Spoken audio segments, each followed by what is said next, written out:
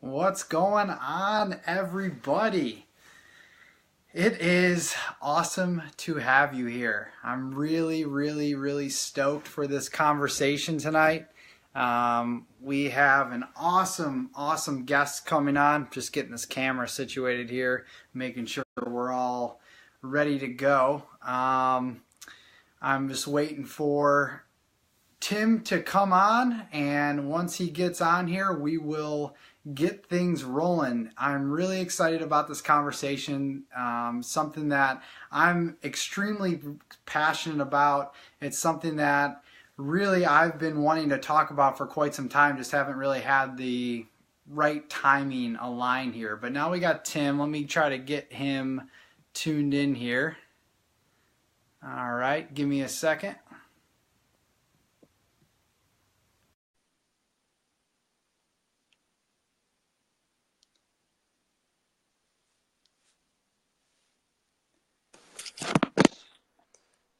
Tim, what's up, man? Hey brother, how are ya? How you doing tonight? Good. Or I should say morning, your time. Yeah, good man, good. Yeah, really good. How you doing? I'm doing awesome. I'm doing real well. Just excited to have this conversation and to bring you on and really just kind of give the viewers a peek inside your world and what you're doing and all the cool stuff you're doing. And this is a forum that I've just started and something I want to continue to do. So you're the first to join us here. Awesome, thank you. It's a pleasure to be here and yeah. Great. Well, as I was trying to say before, when I just popped the video on, this is a subject that I'm really passionate about, and Sarah and I, my wife, who's not with us at the moment, she's in the other room doing her thing, but it's a subject that I've been particularly passionate about and something that I haven't been able to address as much as I'd like to, considering the other work that we are doing. So to bring you on and talk about this is going to be really cool. So I know we got some people joining right now. Looks like about 7 people are on, so we can kind of just get this thing rolling. I know you got somewhere to be at 10, so we'll get this thing going. So if you want to just tell our viewers a little bit about who you are, what you do, some of the work you do, and then we can kind of move forward from there. Sweet. Yeah, I do a few different things. Obviously I do my work with men and take them through 8-week journeys. But I also run monthly cacao ceremonies that I do with breathwork and sound journeys. And also work with Kambo, which is like frog medicine. It's a medicine from the Amazon jungle that I learnt how to work with last time I was there in Peru, and then I'm heading back there to Brazil in about 5-6 weeks to go train with the Katakina tribe for 15 days to further my knowledge, which would be pretty epic. But the work that I do with men is incredible. So I kind of had this vision a while back when had my first trip into the jungle into Peru about creating men's circles and helping men through their journey because I'd gone through such a difficult journey myself, but it just took like about 2 years to kind of come to fruition, and then meeting different people along the way that were kind of doing the same thing and just getting different ideas and putting different concepts together. And then, I went through a really kind of difficult stage in my life where, I was depressed and suicidal and didn't really want to be here anymore. And I just kind of said to Spirit or the universe, and I said, if you teach me how to get through what I'm getting through, then I'll share my message with the world. And then it was just thing after thing of learning and meeting different people, doing different courses and things like that. And then it kind of all just got put together into a course. So the first course that I ran for men was a 5-week journey, and then during the 5-week journey I was definitely like, this needs to be put into 8 weeks for all the for all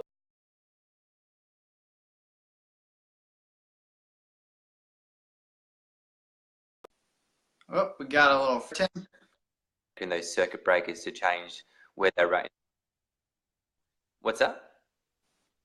Okay, we lost you for a second. I just wanted to make sure you're still there. Oh, yeah, yeah, it's still there. Yeah. Great. Awesome. So this 8-week course that you run, what is that called again? It's called Return of the King, and so it's based on working through the four main mature masculine archetypes that Robert Moore has done a lot of work with, following through the footsteps of Carl Jung. But it's the lover, warrior, magician, and king. So we go through those, but then we also go into the wounded masculine, and we go into like the dark masculine, and we go into conscious relating and into sacred sexuality. So I teach guys how to sublimate their sexual energy, talk about ejaculation control, and teach them how to channel that energy into creative purposes, and how to channel that into like work that they're doing, and just pretty much how to control that, and how to sublimate that energy and allow it to come through the heart rather than in unhealthy ways as well. So yeah. Man, you're really covering the gamut there. That sounds incredible. And how is your turnout with that? Are you getting a lot of guys that are eager to sign up, or are they kind of hesitant? Nah, getting a decent amount of guys come through, and each group's like they all have the same kind of energy for each group. Each group's is different. But yes, I've got 14 guys on this course, and I find that like 14, 15, or 10, doesn't really matter how many guys come through, they're all still going to get still put the same amount of energy into it. And I like the kind of like the smaller numbers where it's at the moment, because it can be quite intimate, and the guys can drop in a lot deeper and can't really hide away. So it's just right up there in their face, and they get a chance to really kind of bond. So one of my visions with it is to, when I first started getting into all of this work, there was, I'd always be like the only guy in a workshop or a course or something like that, and there was never really much other men that were kind of into it. And then so what I really wanted to create was like a brotherhood in there as well, where guys can really, really bond together, and be on this journey together, and really kind of hold each other accountable through this process. And so I found like having a smaller group of guys, they're able to really drop in and really hold each other through that process, and they can create like really lifelong friendships through it. That's awesome, man. That's really cool. Well, I'm really happy and really stoked to be able to introduce this to people, and obviously what you're doing. But I want to dive a little bit deeper into this subject that we're talking about tonight. And so I wanted to ask you, in what ways has societal conditioning and culture contributed to the degradation of the male spirit, in your opinion? Yeah, I would say it's been happening for like a long time, and there's a really interesting book by a guy called Robert Bly that's called Iron John, and he kind of speaks on this, on how society has suppressed the wild man, or that wildness in men, which has kind of like suppressed that male spirit. And a lot of men have and women have, because we both have masculine and feminine energies, whether it's in a lady or in a man. And so we all have like a suppressed masculine energy, and from the patriarchal society, and it's come in such an unhealthy way that a lot of us have a unhealthy relationship with the masculine energy as well. But what I teach with like the wounded masculine with men is that it generally starts from a very, very young age. And it stems from the wound of the father, and who's actually taught them how to be a man. And for most people our age and the generation up, is that a lot of their dads weren't present with them physically, or they weren't present with them emotionally, or they weren't supportive in any of those ways. So then that starts to transfer out into like later on in life.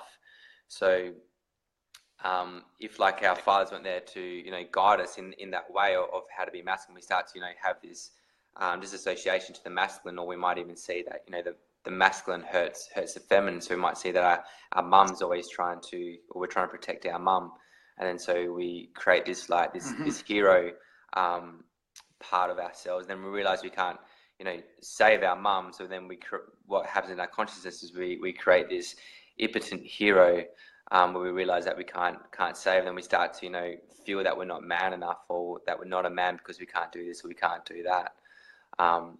And a lot of the times is like we find that, you know, like, what does it actually mean to be a man in today's society? And we're at this pivotal moment in history where men and women are so separate now. Like, women don't need men for support and for safety, and you know, there's so much more independent. And like, you know, like 50 years ago, the man would be the breadwinner, bringing in all the money, and the wife would be the homemaker and looking after the kids. But it's not necessarily that way anymore.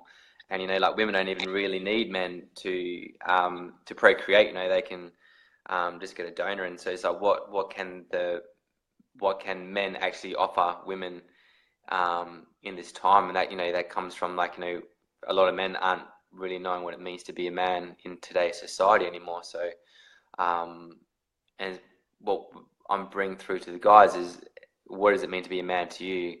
And there's like a quote that I read the other day, and it's a real man is a man who's real. And to me, that's just, you know, being raw in everything that you are, and bringing that strength through. Yeah. Yeah, and I think the definition of what it is to be a man has been so perverted over the years, throughout all the different generations. And, you know, growing up, being an athlete and playing sports, it was that typical, I guess, part of my culture and upbringing was, you know, if you're a man, you don't cry, you don't show emotions, you don't be a pussy, stop doing that, stop acting like a girl, you know, and on and on and on. And this drills into your subconscious, and you start to grow this thick skin, and you start to grow this thick skin because society wants you to be a certain way. And it took me all the into my 20s to really embrace my feminine side, and embrace my emotions, and embrace my sensitivities to life, and really let it all out. And it was more of like a cleansing, right? And it just felt so good to be able to actually show my true self for the first time, and bring that feminine energy into my life and embrace it the way I have. And so I just think a lot more men could benefit from that, and clearly the work that you're doing will help them to do that. Yeah, definitely. And that's, you know, that's part of the winner masculine. You know, like, the winner masculine learns early on in life to suppress and to deny his wounds. And then you know, then the man will start to project those wounds out into the external force. So the way I see it with our relationship with our own emotions and our own feelings is, you know, if we look at it as in the masculine and feminine terms, you know, the masculine is just pure consciousness resting in stillness, and this, like, creating this depth. And the feminine is that expressive, the emotions and that feeling side. And if, you know, a man's been taught from a very young age to suppress his feelings, then his relationship with his own feminine is going to be like, he's going to have a broken relationship. So then that will start to project out onto his partner, or even if even if he's gay and his partner's more feminine, he's going to project that out onto his partner as well. So we're trying to, like, you know, go back in time and try and heal those, and, you know, feel safety in feeling our emotions. And, you know, a lot of people they associate men with being, like, angry or aggressive and things like that, and it's just teaching men how to, you know, safely and feel safe to access that. And a lot of the time, men are coming out of, like, a reactive stage where they're, you know, they're probably feeling fearful, or they might be feeling shame or feeling guilt. So underneath it, they have these deeper emotions, but they're lashing out in other ways. But for myself, like what you were saying about before, about with your athlete, or when you were an athlete and, you know, trying to prove to be a man, like, through my journey when I was in primary school, I got bullied quite severely when I was in, like, year 5 to year 6 or year 7. And because I was quite a sensitive kid. And then into high school, I was, you know, started getting into a lot of fights. It was just like, I'm not going to allow this to happen anymore. And I started wearing this mask, put this mask on of being this, like, this hard dude, of being like, man, you can't touch me. And to me, being a man was like, if I could beat you up in a fight, I was more of a man than you. And it doesn't matter what you try to say to me. If I could beat you up, then, you know, I was more of a man. and that got me into, Sure. that got me into martial arts. And then I started competing in Muay Thai boxing, and I fought over a span of like, I think 7 or 8 years. Um, Wow. to me, that was the pinnacle of being a man to me, and I was so fit, so strong, and won Australian title, and then I ended up injuring my neck, and I had like 3 discs that popped out of my neck, and it hit my spinal cord and busted me up pretty bad, and just ended my career. But what happened in that stage was everything that I thought was a man was taken away from me. So I realized that like fighting was a protection for me, was a mask for me, and I had fighting take away from me, and so I felt really raw and really vulnerable. I was like, I can't even protect myself anymore. So a lot of these fears started really kind of coming up, and then I couldn't exercise anymore because I was suffering like chronic nerve and physical pain, and to me, like being a man was being able to lift really heavy shit and throw stuff around. That was like being a man to me. So I had all these aspects of what I thought was being a man, was taken away, and I was just like, well, fuck, like, what does it even mean to be a man for me now? Like, what do I have to offer? And then Sure. that's when I started, coming to this work of being like, well, coming into like a deeper presence and learning to, drop into this masculine core energy of just pure consciousness and being to, having that ability to hold. But yeah. Wow. Yeah, man, it's funny because we're on two different sides of the world and we grew up in two different cultures, but a lot of this just resonates with me so deeply. And you know, obviously we talked about men, if they're suppressing emotions, what's going to happen after a long period of time, they're going to start lashing out, and this generally happens in violence. And this is kind of where I wanted to bring the conversation is we Mm, see all of this stuff happening in the world, right? We see sexual abuse, sexual violence against women, we see violence in gangs, and then also in schools and elsewhere. And then overall, the big picture, war, right? It's a male driven world, it's a male dominant world. mm. And do you believe that just these emotions that have been suppressed, this is the reason for all the things that have been happening in the world, or do you think it's even deeper than that as well? Um, I think it probably could go a bit deeper than that as well. But a lot of the time it's people just haven't integrated their shadow self, and then so like when they Mm, haven't accepted their darkness, or they haven't accepted like the shadow aspects, then it starts to leak out in these unhealthy ways. And when we speak about like the unhealthy masculine is all about competition and trying to prove himself. And so the wounded masculine to me is the fear of being found out, and being found out that you're not a man. And then what happens from that is that they're trying to prove that they're a man. And a lot of men aren't even knowing how to be a man. So they're like, well, how can I be? I'm going to try and prove to be more manly than you. So then they get into more aggressive pursuits to try and push that out. So I think that it's going to be a long process, but what we've seen is this divine feminine rising that's been coming through, and that's not just within women, that's within men as well. And the most suppressed man, or the most suppressed energy in a man is that of his feminine self. And mhm. if a man's like starting to have these emotions come up and he doesn't know how to deal with them, or like these shadows are starting to come up and he's just like, what is that? I'm going to throw it away. He starts to get scared and fearful. And no man wants to admit that he's fearful or that he's scared, because what it shows that he's vulnerable. And to a man, if he's vulnerable, that means he's weak, which is just absolute bullshit, right? This is the Mhm. part that we need to strip away and be like speak about. It's like the ability to lift up your shirt and be like, this is where I'm feeling vulnerable. Like this is where I'm scared. Like just see me for who I am, and just like let me be in that place. And I think, yeah, generally that's probably what's happening in the world, is that with all these wars and all these fighting and domestic issues, it's coming from a deeper issue of not accepting who they are as a self. And like a lot of us don't want to accept that we could be the rapist, or that we could be the wife beater. but we want to accept that we could be the king, you know, but we're not going to have one without the other. And you know, it's like we need to accept that we can be Gandhi. We need to accept that we have the ability to be Hitler. We all have the ability to be either one of these, but we have this choice, you know. So it's learning to integrate that. Like, we have all these different aspects of ourselves, and that's what it is to be human. It's not all about working in love and light.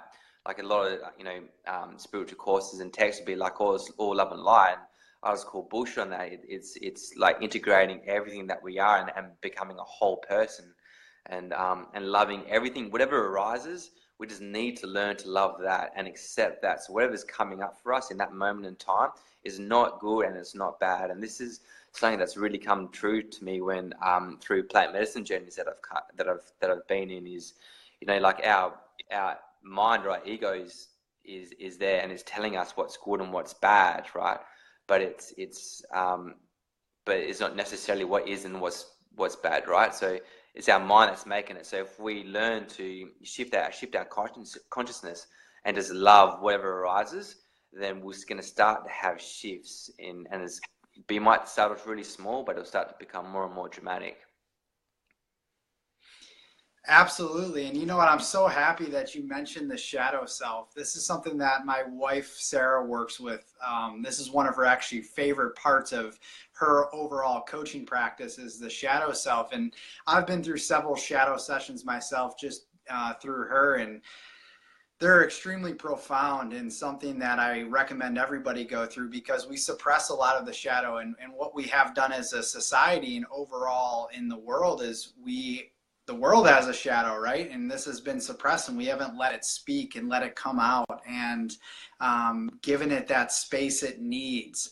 And that is so incredibly important to do in order for us to heal, right? Mm-hmm. And the other point to that too was, you know, we do live in this third dimension. So there's polarity. We have the positive and negative, if you even want to call it that, the good and the bad, the right and the wrong, the dark and the light, and there is that within us. And that's something that, as you mentioned, that we have to accept. And I think to fully integrate both the male and the female and to balance that out fully, we need to go through these processes of bringing all of these different parts of us out to speak. 100%. And one of the most profound shadow experiences that I had was integrating this part of myself, which I called the mongrel. And when I first started doing like a dialogue with this mongrel, you know, I was asking him what he wanted to say, what he wanted to do. And he was just like, I want you to hurt. I want everyone to hurt like I'm hurting. And then, you know, that was like a one layer, and then went underneath the deeper layer and a deeper layer. Then when I got to the bottom of it, just wanted to be loved, I wanted to be accepted. And then through that process, you know, I was allowing that energy to integrate into my body when I was, you know, giving it love and acceptance. And then it spoke to me and it said, you actually need me in your life. Like, when we're together, you're a warrior of light. But without me, you're not going to be able to get to where you need. And when I had that mongrel part of myself accepted and loved, you know, I wasn't coming out, wasn't starting to leak out in unhealthy ways. You know, like I wasn't lashing out. And, you know, a lot of the time, like, me and my mates would, when I was, like, you know, quite a few years ago, when I was drinking and partying, they would always be like, oh, keeping that mongrel on the leash tonight, or, you know, because I was quite wild when I was partying. But now it's just like that mongrel is part of me, and I love it. And it's, you know, it gives me that drive, it gives me that passion, it gives me that you know, that get up and go to, you know, get things done. It allows me to hold my ground and not in like an aggressive way, but just to emanate and to embody this energy that just radiates out, and just like, I'm more centered as a man by accepting all those things. And one thing that, you know, like, that's the shadow part of men is the predator. And and, you know, a lot of men get really angry and really upset when they hear about women being raped and women being abused. And generally, if we have any kind of emotional charge with anything in life, there's a shadow aspect to that, or a mirroring or a reflection for us in that. And for most men, they have been in that predator, whether that's, you know, been drinking and they're like trying to, like, you know, they go out with the boys, they might be like, yeah, let's go out with the boys and we'll go pick up some girls. And even that is predatory in its energy. and it's accepting that that's part of us as well, and not that it's okay, but if we accept it and love it, then we can integrate that and then allow us to change. Then we stop projecting our views and projecting what we dislike onto other people.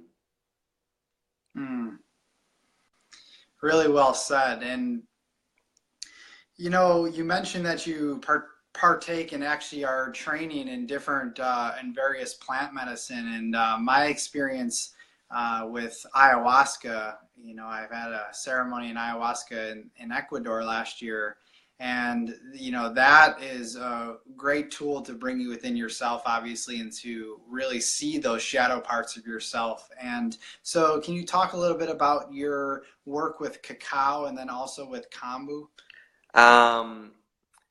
Yeah, so probably probably about 18 months ago, maybe, or just over a year, the spirit of cacao came through to me in meditation and said it's time to start offering me to your community, and I'll guide you on exactly how I want you to do it. That was through sound journeys and using breath work. And so I just started off, wasn't too sure how it was going to go down, and me and one of my buddies, Tal, we were running a 2-day tantra workshop, and we're like, well, let's kick this off and see how it goes, because cacao is an incredible medicine of the heart.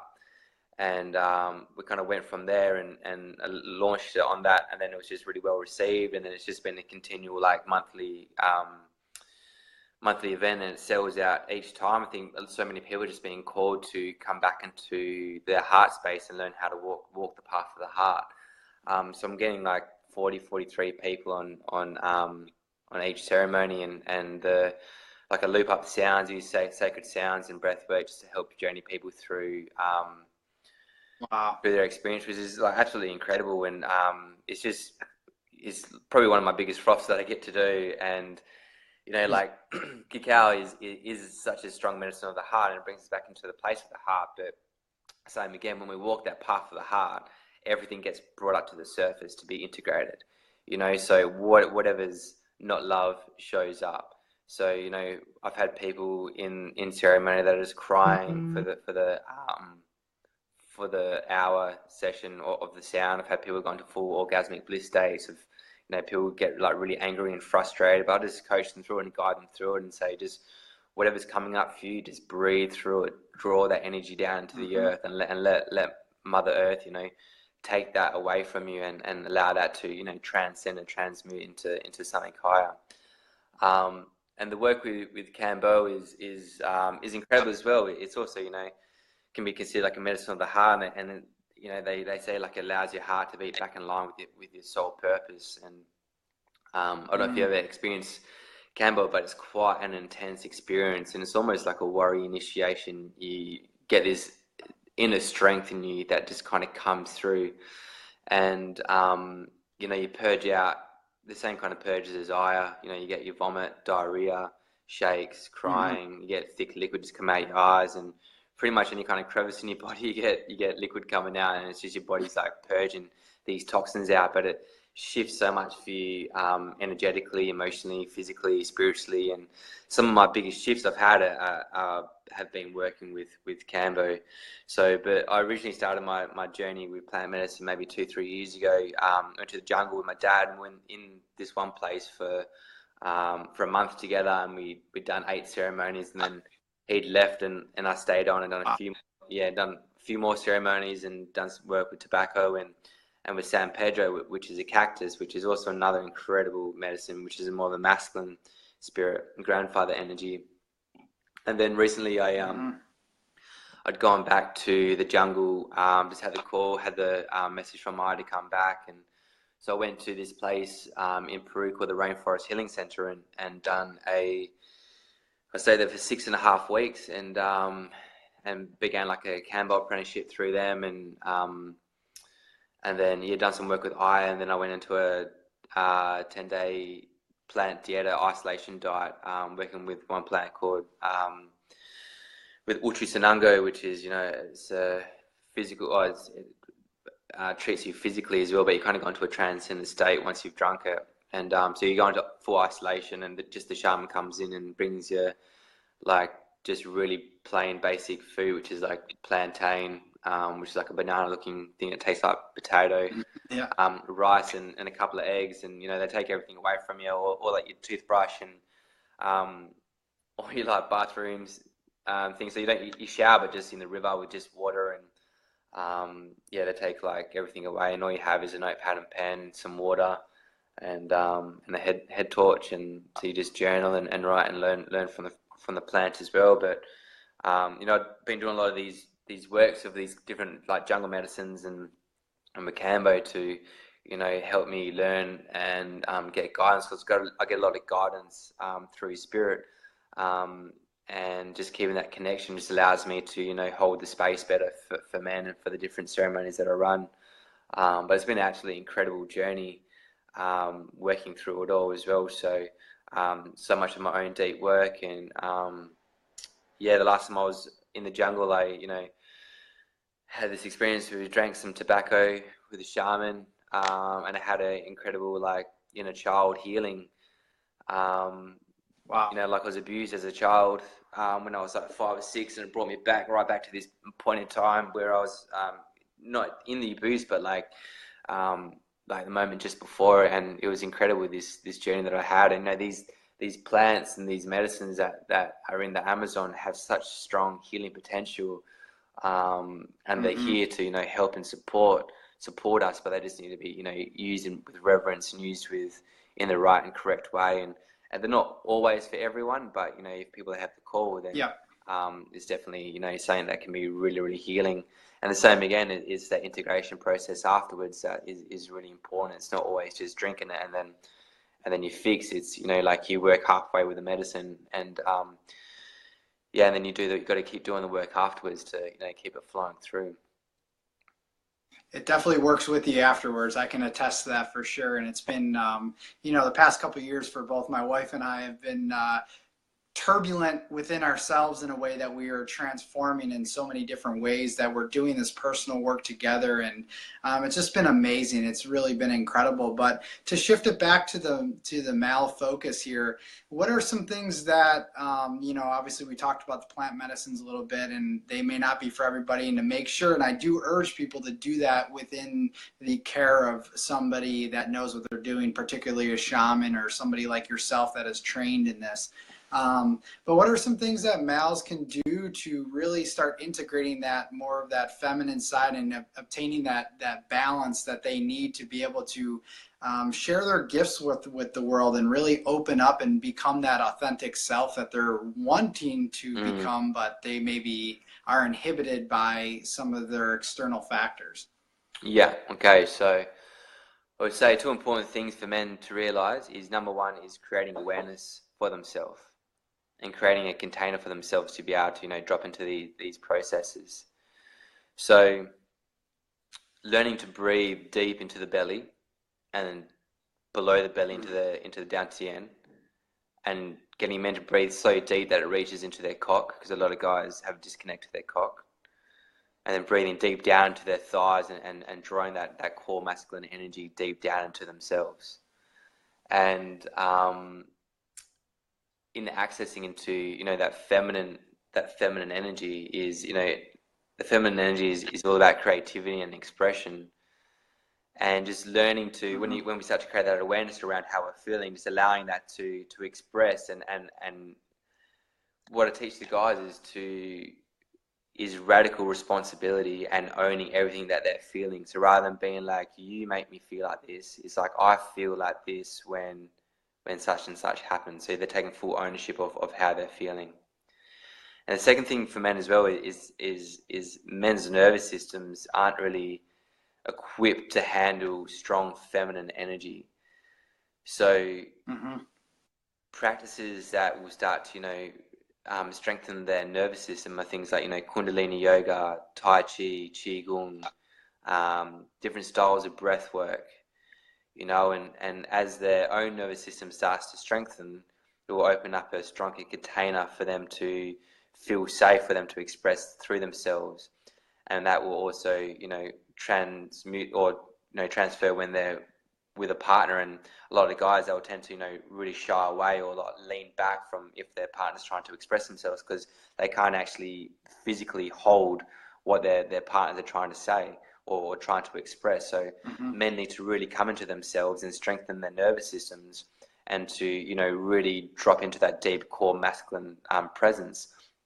So if men are able to, you know, learn to breathe deep into their belly and create that safe container, or create a container for themselves, which is just that pure consciousness resting in stillness of like nothingness, then that emotional body will start to be able to flow through. I like that a lot. And Kundalini is such a powerful practice. And it's something that's funny because we just got off a podcast interview with a Kundalini teacher a couple hours ago that we're going to be releasing next week. But Kundalini has been such a incredible instrument for me to be able to really release a lot of things. And as you're talking about, Kundalini does incorporate a lot of breath work, particularly breath of fire. And if for listeners or viewers that are watching this may not know what Kundalini is, you can kind of dive a little bit deeper into that. But it's such a powerful practice and something that I do recommend to everybody for sure. And that breath work can really take you to some incredible places and shed a lot of the things that you might be holding on to, because I think a lot of guys carry all this weight on their shoulders that they have to be this ultimate protector spirit and they can't let anything come in. And it's good to let your guard down and let those emotions fly. And if you have to cry for a friggin' day, 2 days, let it out. You know, it's so important to let all of that out of you. Yeah, definitely. So breathwork is absolutely incredible. It enables us to drop into our unconscious and allow, you know, things that have been suppressed to kind of rise to the surface, and then learning how to, you know, breathe through it and express it in a healthy way, and just allow it to, you know, disintegrate. Yeah, but I feel like a really strong practice for men, you know, if they're with a partner that's also doing a lot of deep work, is allowing you to drop into your feminine and allow your partner's masculine to penetrate you and hold that container for you as well. And a really amazing practice is for men is to learn to surrender to the feminine in their partner. And a lot of men won't feel safe in surrendering. There'll be a lot of resistance. There'll be a lot of like fear and a lot of like maybe projection as it happens in that. So if we look at like the maturity level of the feminine and masculine energy in men, the feminine energy in most men will be that of like a little young girl. So they need to, you know, how would they speak to a little young girl? Like what would they be doing? And I really recommend for men and women as well to do inner child healing, inner child work, and connect with the inner child, and give them what they're needing, or maybe what they didn't get when they were, you know, young themselves. I like that a lot, and that inner child work is extremely powerful. And I'm still, things are still coming up for me from childhood, and things that I need to bring. Like, for example, the other night I actually did some inner child work, and I figured that, or found out that my inner child was almost sitting in this dungeon for so long, and it just needs to come out and play. And so to bring that out and integrate that into my life, I mean, it's been profound to have some of those realizations. And I don't know. I'm very optimistic with where the future is going. I think that we're going through an incredible shift in consciousness, and we are definitely at a crossroads right now. And I'm just hoping that a lot of the males and the men out there start to really embody their true nature and their true self. And I think that if that's the case, we can obviously bring this world to a little bit better of a place. And I don't know if you want to share anything else before we let you go. I know you got a few more minutes left, so the floor is yours. Yeah, I mean, I think just collectively, as you know, as we all want, you know, that shift in the world, but it just needs to, you know, start with ourselves. And a lot of women as well, like I speak to a lot of women, are just like, well, how can I get my partner to do this, or how can I get my partner to do that? And it's like, you can't. You know, it's like the skin, the snake shedding his skin. You don't pull the skin off the snake. The snake will shed its skin when it's ready. And a beautiful thing that my partner done for me when I was in a really, really bad, dark state was that she just believed, and she just knew that I was this. She could see this man that I was going to become, and then she would energetically hold this vision of this man that she saw me becoming, and then energetically I was just be drawn into that. And it took a while for me to kind of come into it, but she was really holding this presence for me and allowing me to to come into that. And I've been really blessed to have such an amazing partner that she does a lot of work with women as well, but she also can hold a really strong masculine presence, which allows me to drop into my feminine, allow me to feel. And one of the greatest tests for myself as well was learning to surrender into her feminine, and realizing that I actually didn't trust to be held when I was in that deep state, from his just childhood rooting of being hurt and bullied and those kinds of things. But the most important thing is to drop into yourself. And as it's been about before, the divine feminine rising, that's coming up in men as well. And so for women to know that if your man has gone through some shit, don't push him, or don't just if you see that he's going through something, hold him there and just witness without judgment and just love him unconditionally. There's so much in relationships, there's so much conditional love. A lot of people think they're loving unconditionally, but when you come down to it, when shit hits the fan, there's a lot of conditional love that's been spread out. So if you're with a man that's needing help, just be supportive. Don't try and fix him. Just love him for whatever he's going through. Like if he's going through anything, just love whatever arises. Just love that and just accept it, and just be like, he's doing his best with what he knows how. And sure, yeah. I like that a lot. I think that's really important, and I've been fortunate enough to, share that same space with my wife, and I encourage more women to allow that to come in and work with your partner in that, and men as well, men, same-sex marriages, whatever. I think it's really important for us as and our partners to embrace all of that together. And so before I let you go, where can people find you and check out some of the work you're doing? I'm still in the process of putting a website together. I've just been okay. I've just pretty much just been smashing all my stuff out on my personal Facebook. And about a month ago, I put a business page up on Facebook, which is just Tim Morrison. Or you can jump on my Instagram, which is just Tim Morrison again with 2 underscores at the end. Quite creative with the names, but that's pretty much or just hit me up on Facey and chat, and